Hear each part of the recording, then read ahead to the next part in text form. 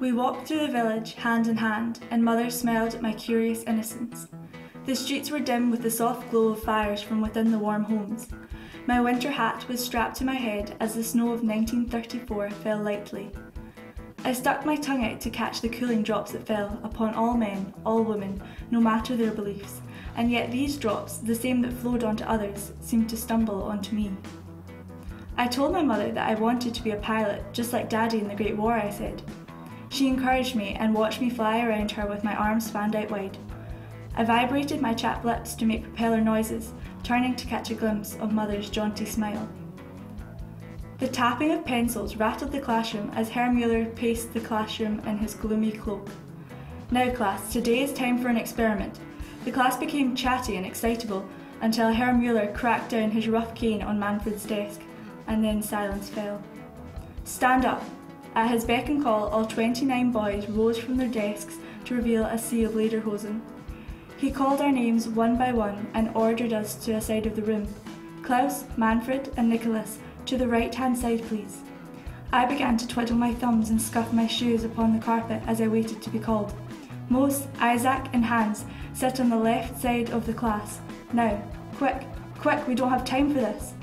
I took my new seat away from all my friends, and that was when I realised that I was different.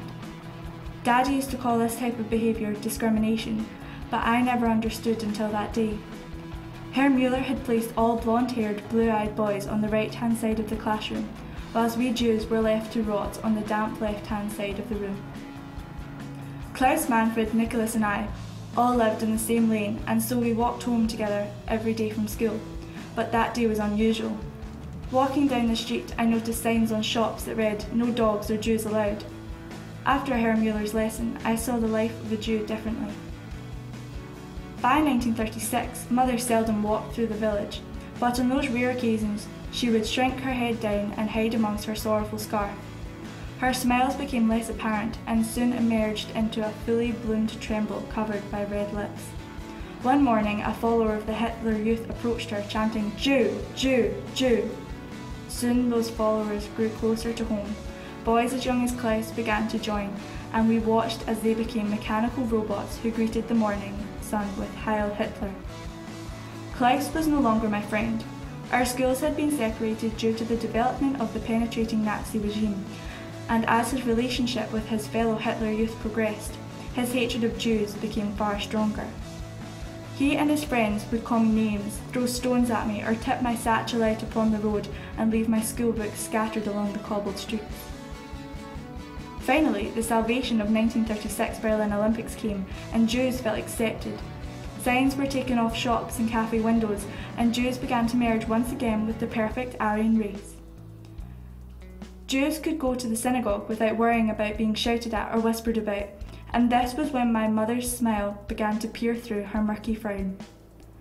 News spread about the synagogue that Frau Hilda Berman's American cousin was to be participating amongst the United States Olympic team. We were high in spirits at the thought of a real Jew contributing in such an adored competition, and this gave me hope that possibly these games would change my life forever.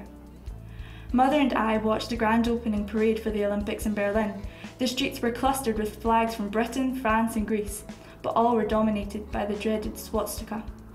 Many of our friends from the synagogue stood with us that day as a freedom celebration, but freedom was far from the truth. "Hallo Hans, wie geht's?" Frau Braumann greeted me and my mother and invited us in.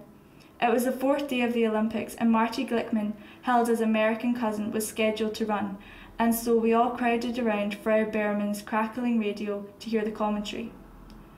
We heard the commentator read out the names and numbers of the runners. Number 12 is Frank Metcalf, and number 13 is Oh wait, we've had a last-minute replacement. Taking number 13 will be USA Jesse Owens.